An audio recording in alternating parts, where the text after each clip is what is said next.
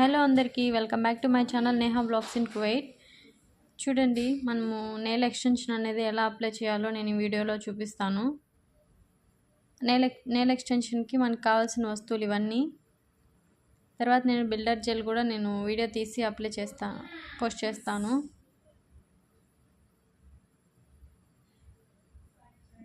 మొత్తం నెయిల్ని జీరో కట్గా కట్ చేసుకోవాలి. నెయిల్ అనేది బయటికి కనిపించకూడదు.